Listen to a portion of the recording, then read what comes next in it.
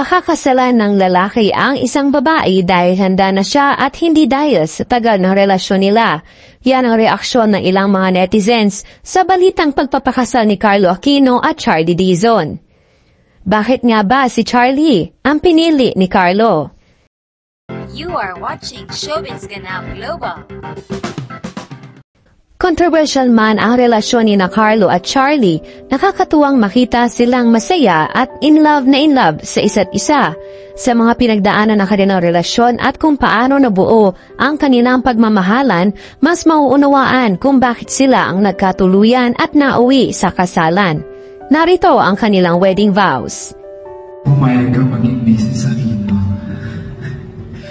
Nagpapasalamat ako sa nasa itaas dahil hindi niya ako binigo. Nagdasal ako ng kapayapaan at yan ang binigay niya sa pagkatao mong mahal. Salamat mahal dahil simula sa araw na to, binibigyan mo ako ng pahintulot na buwisilin ka sa araw-araw. Binibigyan mo ako ng pahintulot na marinig ang magarapong halakak mo at mga kwento. At higit sa lahat, binibigyan mo ako ng pagkakataon na piliin ka sa araw-araw.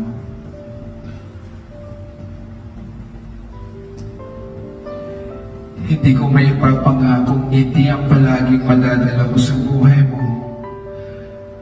Ang may ipapangako ko ay kapag kalunod na ang mga damdamin natin sa sama ng loob sa isa't isa.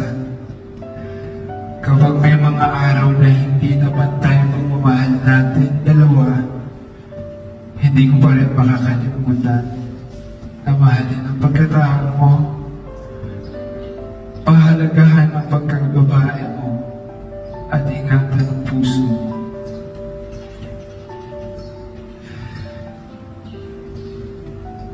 Simula sa araw na ito, hindi ka na mag-iisa. Palagi ka na may kasanggat. Nandito lang ako palagi sa likod mo o sa harapan mo. At bibigyan ka ng kumpiyansa. Carlo, mahal. Before kita na-meet, I was just enjoying my life, my career, and my friends.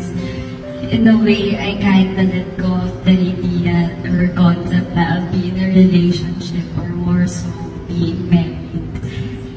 But I'll also admit na sabi kasi effective ang manifestation.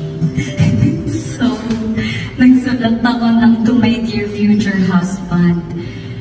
A year after, we had an opportunity to work together and doon kita mas nakilala. At that time, akala ko nakilala na kita ng soldier's heart. Nakita ko nun yung character na responsible ka kasi di ka namin nakasama. Kuyang-kuya ka sa lahat. At lagi ka lang naglalaba or nag-workout. But as I got to know you better, ang lalim pa pala na you have a lot of good qualities na talagang align sa na-imagine kong gusto kong makasama sa buhay.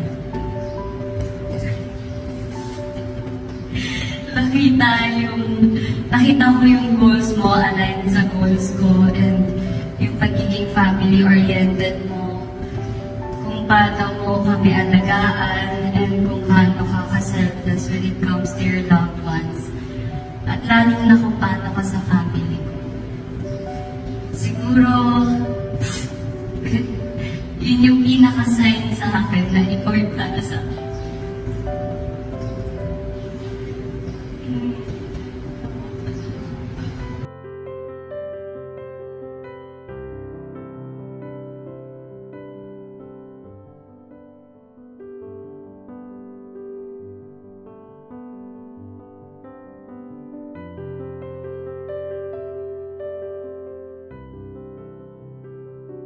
Ginulat ni Carlo at Charlie ang mga netizens sa kanilang pagpapakasal na ginanap kahapon June 9, 2024 sa Alta Veranda de Tepig sa Silang Cavite.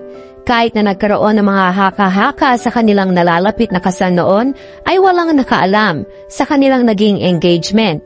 Kaya naman marami nagulat, ngunit naging masaya naman para sa kasal ng dalawa. Dinaluhan ito ng kanilang mga malalapit na kaibigan at mga katrabaho, maging mga bigatin na mga ninong at ninang. Ang maid of honor ay si Sue Ramirez na nakasama niya sa Soldier's Heart at ang kanyang mga bridesmaids ay sina Kyla Estrada, Adrian Lindayag at Bel Mariano.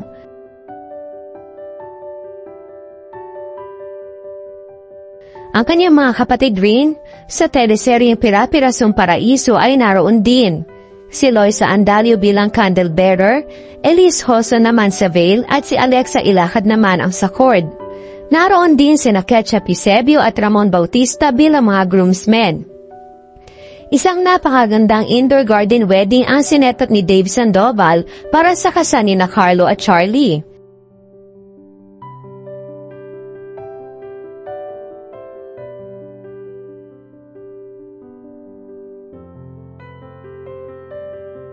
Marami naman ang namangha sa ganda ni Charlie bilang bride.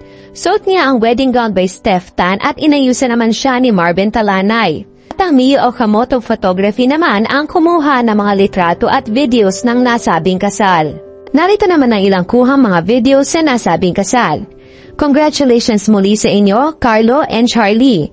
May your marriage be blessed and your love for each other will prosper always.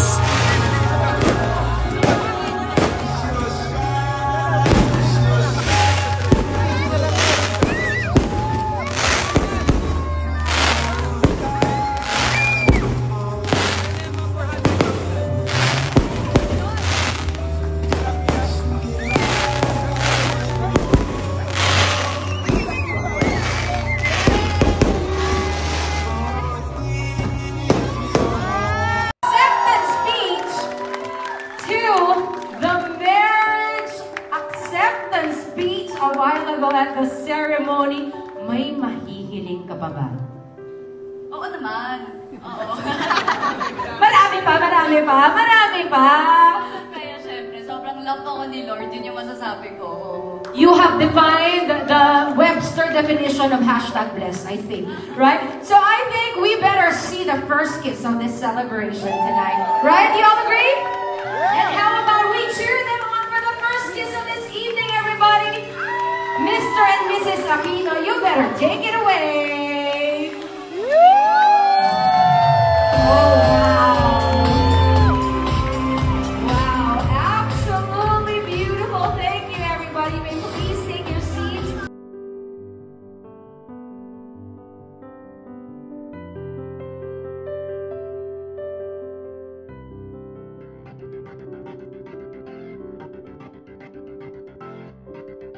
Don't forget to subscribe and click the notification bell for more Showbiz Ganap global updates.